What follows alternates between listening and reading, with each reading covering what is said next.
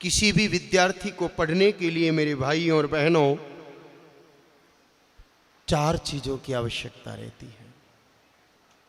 सात्विक मन, स्वस्थ शरीर, तेज बुद्धि और आलस्य मुक्त जीवन।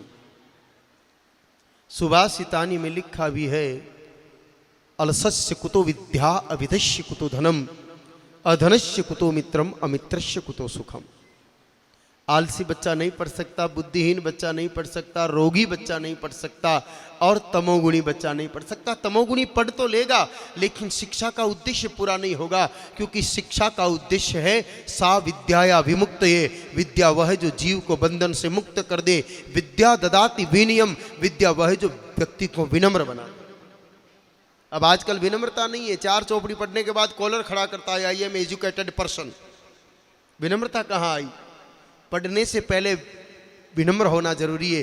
पढ़ाई रावण ने भी की और पढ़ाई राम जी ने भी की। रावण ने राम जी से ज़्यादा पढ़ाई की, लेकिन रावण सतोगुणी नहीं था, इसलिए उस पढ़ाई ने विध्वंस किया, और राम सत्वगुणी थे, इसलिए मर्यादा का निर्माण करने का काम राम जी की पढ़ाई ने किया। अरे पढ़कर आने के बाद तो विनम्रता आनी चाहिए। आजकल पढ़ के आते हैं, MBA कर ले, उसके बाद तो वो अपने पिताजी को मूर्ख समझने लगते हैं बच्चे। जबकि महाराज जी, आप तो राम कथा के मर्मज्ञ हैं। आप जिस प्रकार प्रत्येक चौपाई को दोहरा रहे हैं, उससे आपके स्वरूप का सहज पता चलता है। रामचरितमानस में एक बड़ी सुंदर चौपाई है भगवान राम के पढ़ने की और पढ़ने के बाद। गुरु ग्रह गयऊ पठन रघुराई, गुरु ग्रह गयऊ पठन रघुराई, अल्प काल विद्या सब आई, अल्प काल विद्या सब आई। गुरुदेव के यहाँ पढ़ने के लिए गए हैं राम जी, और जब तक पढ़ाई पूरी नहीं हुई घर नहीं आए। हमारा बच्चा सुबह जाता है और 6 घंटे बाद वापस घर आ जाता है। 18 घंटे घर में और 6 घंटे स्कूल में, क्या पढ़ेगा? उसको तो 18 घंटे का माहौल ज़्यादा प्रभावित करेगा। जब तक पढ़े बच्चा घर लौट के नहीं आना चाहिए, गुरुकुल में ही रहना चाहिए।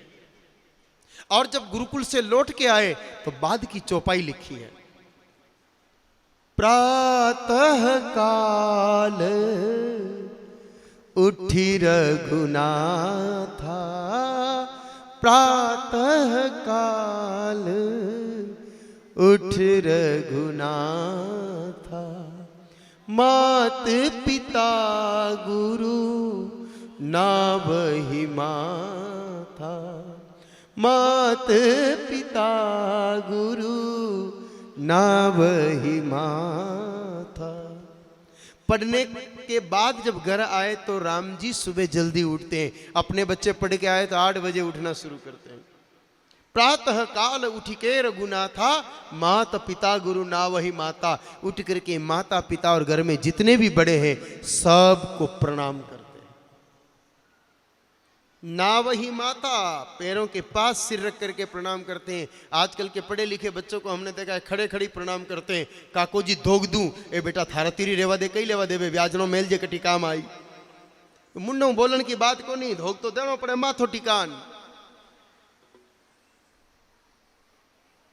शिक्षा संस्कार देती है। शिक्षा सिर्फ पेट भरने के लिए नहीं है। आजकल की पढ़ाई पेट भरने के लिए, टावर पढ़े लो नौकरी लग जाए। अरे पेट तो भैंस भी भरती है, वो कौन सा MBA करती है? पढ़ाई जीवन निर्माण के लिए है, पढ़ाई मुक्ति के लिए है, पढ़ाई संस्कारों की खान को खड़ी करने के लिए है। पढ़ाई सिर्फ पेट भरने के लिए नहीं है।